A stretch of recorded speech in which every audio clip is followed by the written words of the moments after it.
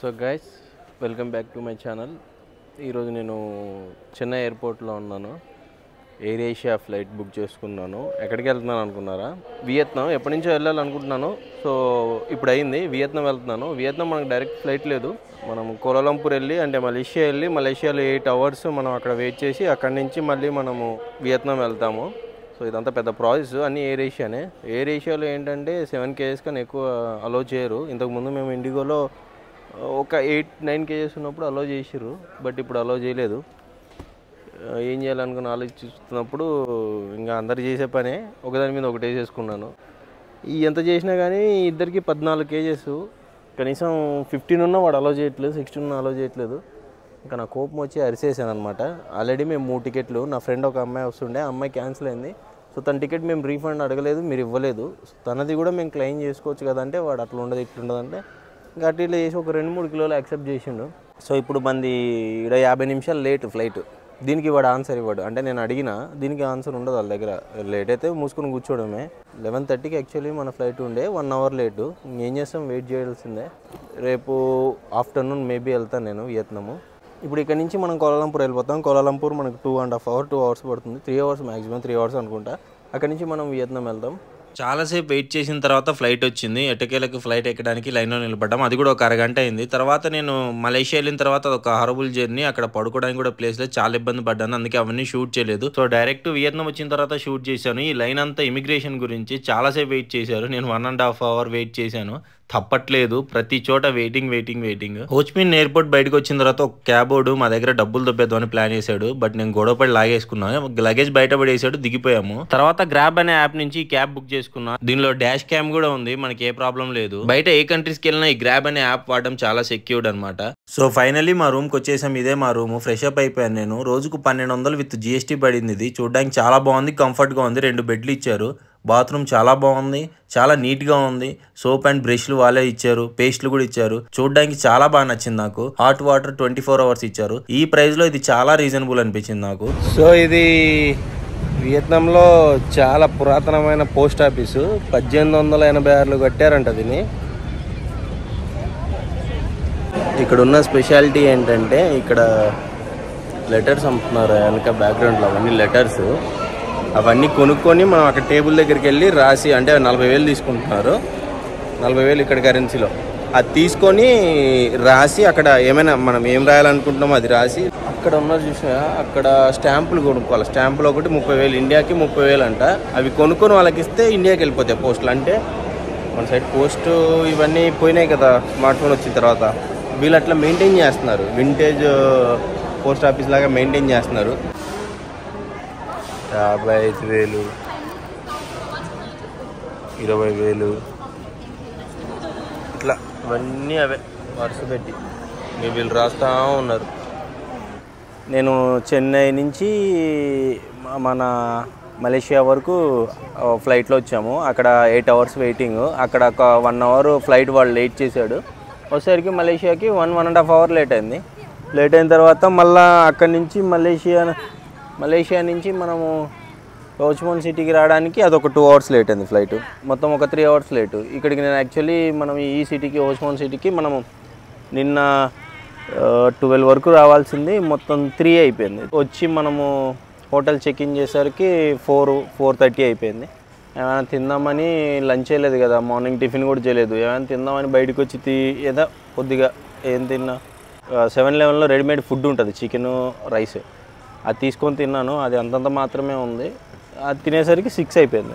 ఇక్కడ near by ఒక market ఉండే, ఆ మార్కెట్కి వెళ్ళి, నైట్ మార్కెట్ అనమాట, ఆ మార్కెట్ చూసేసి వచ్చేసిన అంతే. అది రికార్డ్ కూడా చేయలేదు నేను, ఎందుకంటే నైట్ ఏమో బాగా టైర్డ్ అయిపోయినా. నేను 8 hours నేను పడుకోలేదు.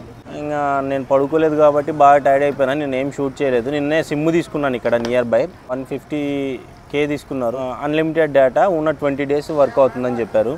ఓకే అని తీసుకున్నాను.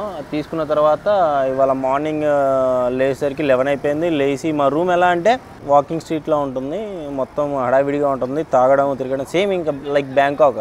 ఎక్కువ లేట్గా పడుకున్నాను, ఎందుకంటే ఆ సౌండ్లు పబ్బులు అన్నీ కిందే. అది అయిపోయిన తర్వాత పడుకొని లేసరికి 12 అయిపోయింది. రెడీ అయ్యి బయటకు వచ్చేసరికి 12:30 అయిపోయింది.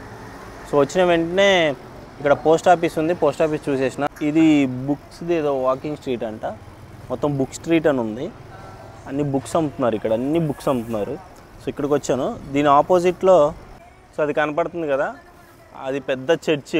ఆ చర్చి కన్స్ట్రక్షన్లో ఉంది ఇప్పుడు. సో అది మనకు అలవలేదు ఇప్పుడు. సో అది ఇప్పుడు నేను ఈరోజు ఇక్కడే వన్ డేనే ఉంటాను ఇక్కడ. రేపు డెలాట్కి వెళ్ళిపోతాము. ఈరోజు వచ్చి ఈ ఒక్కరోజే ఉంటాము.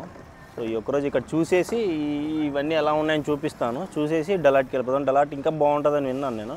వచ్చామనైతే ఓకే. ఇక్కడ ఒక బైక్ రెంటల్ తీసుకున్నాను నేను, అది తీసుకొని తిరుగుతున్నాను. అంత రైట్ సైడ్ డ్రైవింగ్ అనమాట, అంటే రైట్ సైడ్ వెళ్ళాలి మనము, మన సైడ్ ఇలా కాదు, అంత రైట్ సైడ్ వెళ్ళాలి. సో కొద్ది కన్ఫ్యూజింగ్గా ఉంది, బట్ బాగుంది. ఓకే, ఓసిస్ కేఫ్ అంట. ఇది చాలా బాగుంటుందని విన్నాను. లోపలికి వచ్చి చూపిస్తాను. ఇప్పుడే వచ్చాను లోపలికి. ఎంట్రన్సే అదిరిపోయింది. అదొక స్వర్గంలా ఉంది చూడ్డానికి. ఇది ఓసిస్ కేఫ్.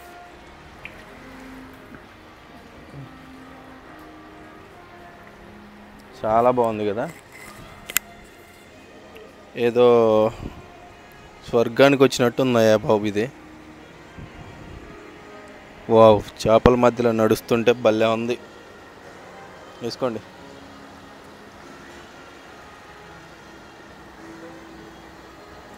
ఒరేని అమ్మ, నేను ఇట్లా చేపల మధ్యలో నడుచుకుంటూ వెళ్ళడం ఫస్ట్ టైం. ఇందులో ఏమైనా కొంటేనే ఉండిస్తారు, లేకపోతే మింగేమంటారు. ఇది చూడండి ఎంత దగ్గర కూర్చోవాలో. వా బాబా బాబా, అది తిరిగిపోయింది.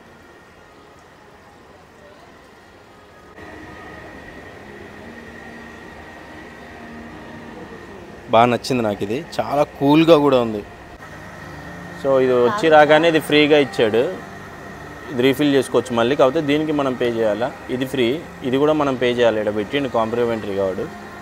ఇందులో ఉన్నాయి, ఏం కావాలో మనము ఆర్డర్ పెట్టుకోవచ్చు. అంత విచిత్రంగా ఉంది మెనూ కార్డు కూడా. ఓకే, సో బ్యాక్గ్రౌండ్లో మ్యూజిక్ వస్తుంది, మరి దానికి కాపీరైట్స్ పడతాయేమో నాకు తెలీదు. ఇది కాంప్లిమెంటరీకి ఇచ్చిన టీ అంట, చల్లగా ఉంది, కోల్డ్ కాఫీ. ఈ రైస్ చూడండి అంత విచిత్రంగా ఉంది. ఇదేమో కొబ్బరితో చేశారు. ఇందులో 3 రకాలైనవి. ఇందులో ఇవి పల్లీలు, ఇవేవో కిడ్నీ బీన్స్లో ఉన్నాయి, పెసర్లు అనుకుంటా, అదొక రకమైన విత్తనము. ఇవి 4 మొత్తము న్యాచురల్ కలర్స్తో చేశారు. ఈ టేస్ట్ చూద్దాం ఎలా ఉందో తీసుకొని. స్టిక్కీ రైస్లో ఉందా? స్టిక్కీ రైస్ ఏదో అంటారు కదా బ్యాంకాక్లో. స్టిక్కీ రైస్ ఉంటుంది కదా. ఎలా ఉందంటే ముద్దపప్పు, నెయ్యి, అన్నం తిన్నలా ఉంది. స్టిక్కీ రైస్ చాలా బాగుంది, ఆరోగ్యానికి చాలా మంచిది. బ్యాంకాక్లో కూడా చూశాను నేను ఇది. ఇంకో చోట ఎక్కడబ్బా, మలేషియాలో అనుకుంటా, మలేషియాలో కూడా చూసా. ఆరోగ్యానికి చాలా మంచిది. ఇలాంటివి ట్రై చేయండి. మన ఇల్లు రైస్ తక్కువ తింటారు, కానీ తిన్న రైస్లో ఇలాంటి ప్రోటీన్ ఉన్నదని చూసుకొని తింటారు. ఇందాక ఒక కేఫ్కి వెళ్ళాం కదా, ఇది ఇంకో కేఫ్. ఏందో దాని పేరు, మేంతాస్ మూసా గీసో. సో మొత్తం ఏంటంటే ఇప్పుడు క్రిస్మస్ స్టార్ట్ అయింది కదా, డిసెంబరు. మొత్తం క్రిస్మస్ థీమ్ అన్నమాట. చాలా బాగుంది చూడడానికి. చూడండి, శాంతా క్లాత్, ఇవి క్రిస్మస్ ట్రీ, మొత్తం క్రిస్మస్ ఫ్లేవర్ అన్నమాట. చాలా పీస్ఫుల్గా ఉంది చూడడానికి. ఈ పెద్ద ఆయన చూడు చేపలు పట్టుకుంటున్నారు. చేపలు, దీనిపైన బ్రిడ్జ్. సేమ్ దానిలాగే ఇక్కడ కూడా నడవడానికి. నాకు చాలా బాగా నచ్చింది ఇది. ఇక్కడ చూడండి బ్యాక్గ్రౌండ్లో ఇది మినీ వాటర్ ఫాల్. ఇందులో చేపలు లేవు మరి. సో చూశారుగా, ఈరోజు నేను తిరిగినన్ని మ్యాక్సిమం చూపించాను. లేవడమే నేను 12కి లేచాను కాబట్టి సో పాసిబుల్ అవ్వలేదు మొత్తం తిరగడానికి. మన ఇండియాకి ఇక్కడికి 2.5 అవర్ డిఫరెన్స్ ఉంటుంది. అక్కడ 2.5 గంట వెనకాల ఉంటుంది మన ఇండియా. ఏదైతే మేము ఉంటున్నామో హోటల్, అది కింద రిసెప్షన్ దగ్గర కూర్చొని ఉన్నాను నేను. చెక్అవుట్ చేసేసి మధ్యాహ్నం లగేజ్ ఇక్కడ పెట్టేసాము. కిందికి దిగిన వెంటనే మొత్తం ఇక్కడ మొత్తం వాకింగ్ స్ట్రీట్లా ఉంటుందని చెప్పాను కదా, అది ఇప్పుడు చూపిస్తాను చూడండి. చాలా బాగుంటుంది, మంచి హ్యాపెనింగ్ ప్లేస్ ఇది, మోస్ట్ హ్యాపెనింగ్ ప్లేస్ ఇది. ఈ హోచిమిన్ మొత్తంలో ఇదే మంచి హ్యాపెనింగ్ స్ట్రీట్. ఈ నైట్ ఏంటంటే ఎక్కడెక్కడ వాళ్ళు మొత్తం ఇక్కడికే వస్తారు. చాలా బాగుంటుంది. మా హోటల్ కిందనే కూడా మంచి క్లబ్ ఉంది. నిన్న చూసాను నేను, ఒక అమ్మాయి భలే డ్యాన్స్ చేస్తుంది. సో ఈరోజు 1 గంటకి బస్సు ఉంది. బస్ స్టాండ్ ఇక్కడ నుంచి 1 కిలోమీటరు. సో అక్కడికి వెళ్ళిపోయి అక్కడి నుంచి బస్ ఎక్కేయాలి. 1కి బస్సు ఉంది. డెలాట్కి వెళ్తున్నాను. రేపటి నుంచి 2 డేస్ డెలాట్లో ఉంటాను. అక్కడ ఏంటి స్పెషాలిటీ, అక్కడ ఏంటి స్పెషల్ అక్కడ ఏమేమి ఉంటాయి, ఫుడ్ ఎలా ఉంటుంది, అవి ఎలా ఉంటాయి మొత్తం చూపిస్తాను. సో వియత్నాం ఎందుకు రావాలి, వియత్నాంలో ఉన్న స్పెషాలిటీ ఏంటి, ఈ రెండింటికి నేను ఆన్సర్ చెప్తాను. ఆ తర్వాత రావాలా, ఒకవేళ రావాలని ప్లాన్ చేసుకున్నది మీ ఇష్టం. సో వియత్నాం బ్యాంకాక్ అంటే చీప్, కొద్దిగా బ్యాంకాక్ ఎక్స్పెన్సివ్. ఇప్పటివరకు నేను వెళ్ళిన వాటిలో బ్యాంకాక్ కొద్దిగా చీప్. సో ఇప్పటివరకు నేను వెళ్ళిన వాటిలో వియత్నాం చీప్ అన్నిట్లో. వియత్నాం కొద్దిగా ప్రైస్ వైజ్గా వస్తే హోటల్స్ కానీ, ఫుడ్ కానీ, మిగిలిన వాటి బైక్ రెంటల్స్ కానీ అన్నీ కొద్దిగా, అంటే మనం బడ్జెట్ని బట్టి మనం ప్లాన్ చేసుకొని తీసుకుంటే, ఇప్పుడు ఎయిర్పోర్ట్లో సిమ్ తీసుకున్నాం అనుకో ఒక రేట్ ఉంటుంది, బయట సిమ్ తీసుకుంటే ఇంకో రేట్ ఉంటుంది. అలాగా మనం బయటకు వచ్చి నియర్ బై ప్లాన్ చేసుకుంటే చాలా తక్కువ రేటుకి వస్తాయి. నేను బయట సిమ్ తీసుకున్నాను, ఎయిర్పోర్ట్లో నాకు 3 lakhs వరకు చెప్పారు, బయట 1.5 lakh ఇచ్చారు. నాకు తెలిసి చాలా తక్కువ. ఫుడ్ విషయంలో బ్యాంకాక్లో ఇంకా కొంచెం చీప్గా రావచ్చు. సో ఈరోజు ఇక్కడ నుంచి నేను బయలుదేరి వెళ్ళిపోతాను. మన వియత్నాం విజిట్ చేయడానికి మెయిన్ రీజన్ కొద్దిగా చీప్. అండ్ సెకండ్ రీజన్ ఏంటంటే, ఇక్కడ ఉన్న స్పెషాలిటీ ఏంటంటే, బ్యాంకాక్ కన్నా ముందు ఇది పబ్స్ కానీ, క్లబ్స్ కానీ, ఇక్కడ ఈ డ్యాన్స్ కానీ, లైక్ వాకింగ్ స్ట్రీట్ ఎలా ఉందో అలా ఉంటుంది, యాజ్ ఇట్ ఈజ్ కంప్లీట్గా ప్రింట్ ఉంటుంది. సో ఫస్ట్ ఇది, తర్వాత బ్యాంకాక్, ఫస్ట్ ఇదే ఏర్పడింది అట్లా.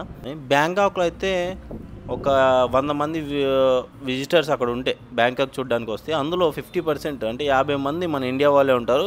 అందులో 30 లేదా 40 మంది నార్త్ వాళ్ళే ఉంటారు, మన ఇండియాలో నార్త్ వాళ్ళే ఉంటారు. వియత్నాంలో అట్లా కాదు. వియత్నాంలో కంప్లీట్గా మన ఇండియన్స్ చాలా తక్కువ. ఎందుకు అంటే ఇక్కడ రావడానికి చాలా టైం టేకెన్. బ్యాంకాక్ ఏముంది, డైరెక్ట్ వెళ్ళిపోవచ్చు, 3 hours కొడితే మనం వెళ్ళిపోతాం. బట్ ఇక్కడికి రావాలంటే ఒక పెద్ద యుద్ధం చేయాలి. సో అందుకని ఎక్కువ ఎవరు రారు. ఒకవేళ ఎవరైనా రావాలనుకుంటే బ్యాంకాక్ ఆర్ వియత్నాం అంటే వియత్నాం రండి, చాలా బాగుంటుంది, చాలా పీస్ఫుల్గా కూడా ఉంటుంది. ఈ వీడియో మీకు నచ్చినట్లయితే సబ్స్క్రైబ్ చేసుకోవడం మటుకు మర్చిపోకండి. Thank you.